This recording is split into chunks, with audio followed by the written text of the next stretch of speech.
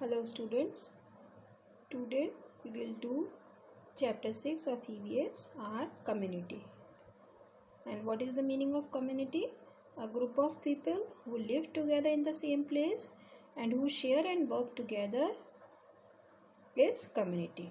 मतलब कुछ लोगों का ग्रुप मतलब समूह मिलकर रहते हैं, एक ही जगह पर काम को शेयर करते हैं और एक साथ काम करते हैं, उसको बोलते हैं हम कम्युनिटी.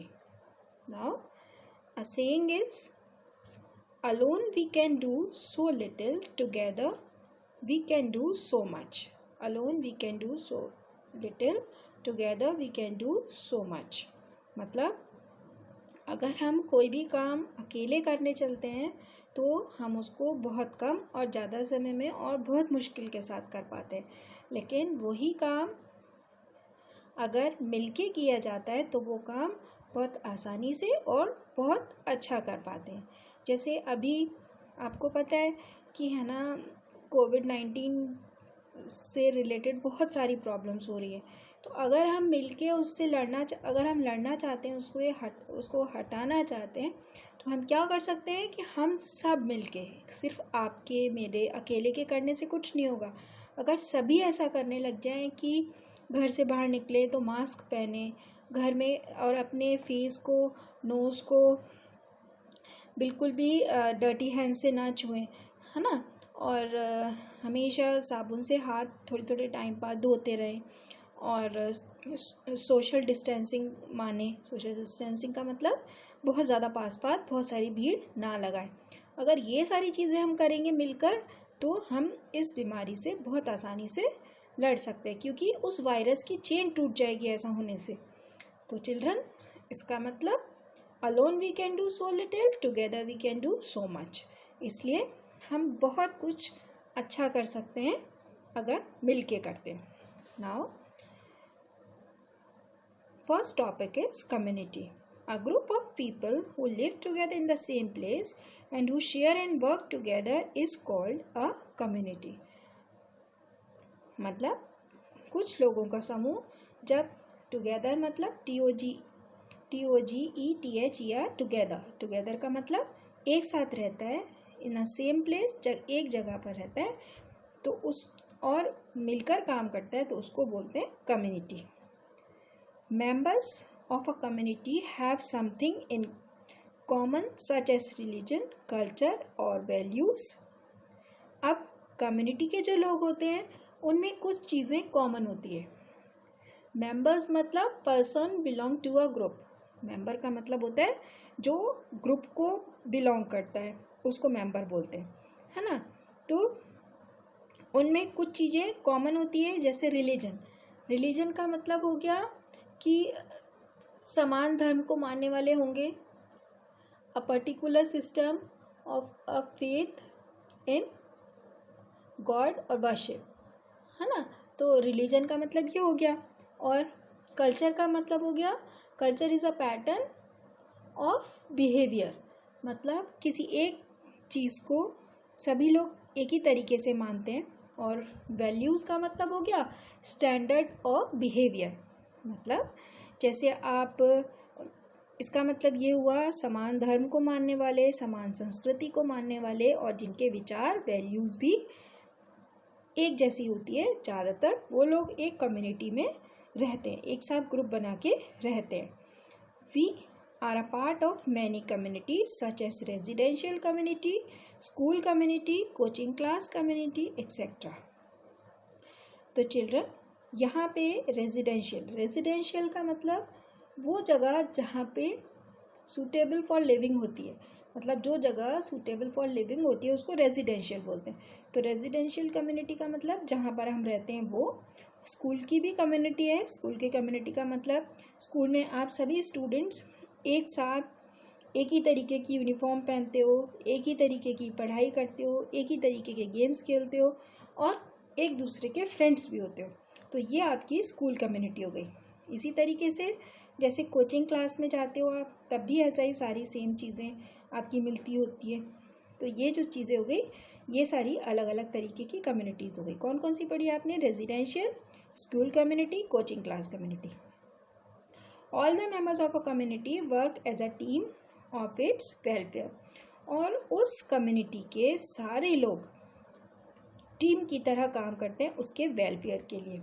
वेलफेयर का मतलब the health, happiness and safety of a person और ग्रुप। मतलब वेलफेयर मतलब जिसमें सभी की हेल्थ का, हैप्पीनेस मतलब खुशियों का, और सेफ्टी का ध्यान रखा जाता है पूरे ग्रुप का, उसको बोलते हैं हम, ऐसा काम उसको हम बोलते हैं वेलफेयर। तो पूरी कम्युनिटी में सभी का ध्यान रख के काम किया जाता है। A single person can not carry out all the work. और एक अकेला जना कोई भी काम नहीं कर सकता।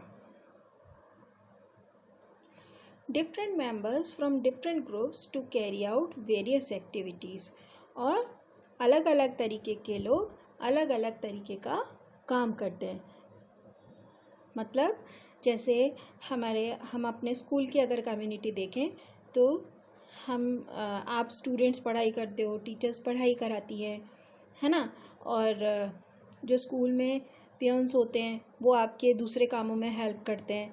तो सब मिलके स्कूल की कम्युनिटी को चलाते हैं, सब मिलके काम करते हैं। वेरियस मतलब अलग अलग एक्टिविटीज़ को, अलग अलग कामों को करते हैं। Such groups formed by a community of different purpose are called clubs or societies। और इस तरीके से कम्युनिटीज़ जो अलग अलग पर्पस के लिए, अलग अलग रीजंस के लिए बनती हैं, जिसमें अलग अलग रीजंस का काम होता है, रीज़न मतलब अलग अलग कारणों से बनती हैं, उनको बोलते हैं हम क्लब्स और सोसाइटीज़। तो क्लब का मतलब हो गया a group who met for a particular activity. मतलब जैसे आपने सपोज स्कूल में प्लांट्स लगाने के लिए एक ग्रुप बना लिया, तो वो आपने उसका नाम रख दिया ग्रीनरी क्लब या ऐसा कुछ नाम रख दिया, है ना।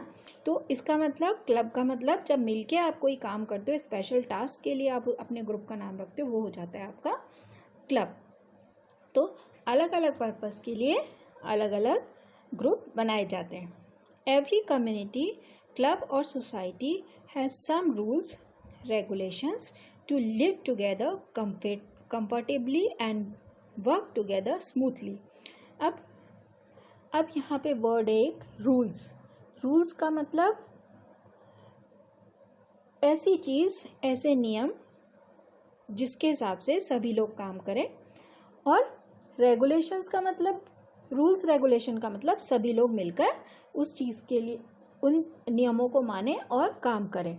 A statement of what must be done और नॉट डन। रूल्स रेगुलेशन का मतलब ये हो गया कि एक ऐसा स्टेटमेंट, हम ये डिसाइड कर लें कि हम ये काम करेंगे और ये काम नहीं करेंगे। तो ये जो हम मिलके डिसाइड करते हैं उनको हम बोलते हैं rules. To live together comfortably मतलब हम आराम से रह सकते हैं, स्मूथली अच्छी तरह हम अपने काम को चला सकते हैं। तो अब इसका क्या मतलब हुआ, एवरी कम्युनिटी, क्लब और सोसाइटी हैज़ सम रूल्स। हर सोसाइटी के, हर क्लब के रूल्स होते हैं। जैसे आपने अपने क्लास में प्लांट्स लगाने के लिए एक क्लब बनाया, है ना। तो उस क्लब में आपने रूल रख दिया कि हमारे सभी फ्रेंड्स, हमारे सभी मेंबर्स जो क्लब के हैं वो प्लांट्स लाएंगे और मानो 20 रुपीज़ के अंदर वाला लाएंगे। तो ये रूल हो गया, है ना। और हर एक को 2 प्लांट्स लाने हैं, ये भी रूल हो गया। तो इस तरीके से आपने रूल्स बना लिए, लेकिन वो जो रूल्स आपने बनाए वो सब ने यस किया कि हाँ ये वाला काम ठीक है, इसको हम करेंगे। तो सबके आराम के हिसाब से कोई एक अच्छा काम किया जाता है, वो उस कम्युनिटी के रूल्स होते हैं। Some of the functions of societies are given below. कुछ काम, फंक्शंस का मतलब कुछ काम यहाँ पे बताए गए हैं जो सोसाइटीज़ करती हैं। जैसे they are form to bring people together for a common cause. एक कॉमन काम के लिए, एक सभी का लिए जो काम ज़रूरी है उसके लिए, कॉज मतलब कारण, एक कॉमन कारण के लिए जब लोगों को इकट्ठा किया जाता है वो होता है एक रीज़न कम्युनिटी बनाने का। The club organise various activity of social interest like cultural feast and the blood donation camp etc. इसका क्या मतलब हुआ कि क्लब जो होते हैं वो मिलके ऑर्गेनाइज कर रहे हैं एक्टिविटी, ऐसा काम जिसे सोशल इंटरेस्ट हो सबका, मतलब जिसमें समाज के लोगों का इंटरेस्ट हो, उनकी जागरूकता हो, वो चाहते हो कि ऐसा काम किया जाए, वो सब मिलके जो काम किया जाए। जैसे कल्चरल फीस्ट, कल्चरल फीस्ट का मतलब हो गया सांस्कृतिक काम, और ब्लड डोनेशन कैंप का मतलब हो गया जब रक्तदान किया जाता है, मतलब ब्लड डोनेट किया जाता है। तो ऐसे कैंप जब लगाए जाते हैं क्लब्स के साथ। Issues like protecting the environment, crime prevention, obeying the rules of society etcetera are raised in a society. अब इश्यूज़ का मतलब हो गया important topic to be discuss, मतलब इन चीज़ों को हम डिस्कस करें, किस किस को एक कोई भी प्रॉब्लम है उसको लेके हम डिस्कस करें, तो वो हो गए इश्यूज़, है ना। और प्रोटेक्टिंग द एनवायरनमेंट, जैसे एनवायरनमेंट को प्रोटेक्ट करना मतलब बचाना, एनवायरनमेंट मतलब हमारे आसपास का वातावरण, और उसमें क्या क्या हो सकता है, जैसे क्राइम प्रिवेंशन मतलब अपराध से बचने का तरीका, और रूल्स मानना मतलब जैसे हम ट्रैफिक में ट्रैफिक रूल्स माने, और हमें क्लीनिनेस के रूल्स मानने चाहिए। तो ये सारी चीज़ें हम इसमें डिसाइड करते हैं, सोसाइटीज़ बनाते हैं कि हमें ये काम करने हैं। That's all for today's class. Thank you.